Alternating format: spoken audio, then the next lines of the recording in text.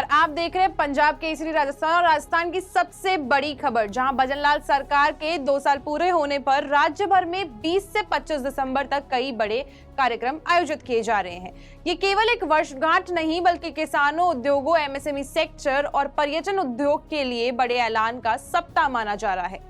शुरुआत 20 दिसंबर को होने वाले किसान सम्मेलन से होगी, जिसमें राज्य सरकार 31,600 किसानों को 200 करोड़ रुपए का अनुदान जारी करेगी। इसके अलावा 5 लाख किसानों को 700 करोड़ रुपए की कृषि आदान अनुदान मिलेगा। इसी के अलावा पशुपालकों के लिए भी आर्थिक सहायता की घोषणा की जाएगी।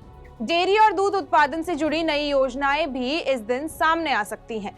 ये सरकार की कृषि और ग्रामीण अर्थव्यवस्था को मजबूत करने की बड़ी पहल मानी जा रही है। 21 दिसंबर को पर्यावरण संरक्षण दिवस के रूप में मनाया जाएगा। इसी के साथ पूरे राजस्थान में पौधारोपण कार्यक्रम होंगे और ग्रीन ग्रोथ क्रेडिट पॉलिसी एवं आउटसाइड फॉरेस्ट नीति पर विस्तार से चर्चा की जाएगी, ताकि राजस्थान को क्लाइमेट फ्रेंडली विकास मॉडल की ओर ले जाया जा सके। इसके अगले दिन 22 दिसंबर को व्यापार संबंध दिवस होगा, जो इस सप्ताह का सबसे बड़ा आकर्षण माना जा रहा है।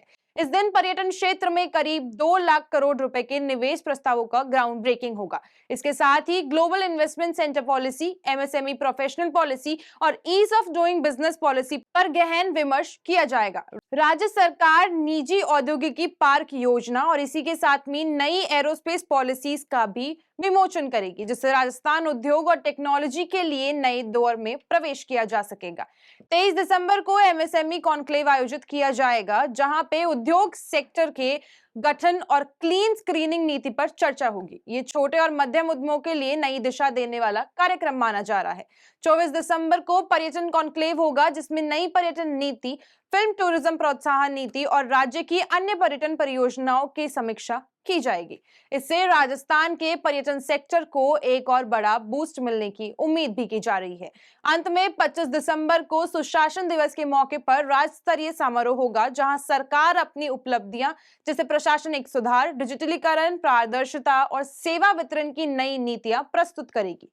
इस पूरे सप्ताह को मिलाकर देखें तो भजनलाल सरकार अपनी दूसरी वर्षगांठ को सिर्फ उत्सव नहीं बल्कि विकास, निवेश और किसानों के हित में बड़े निर्णय के रूप में मनाने जा रही है।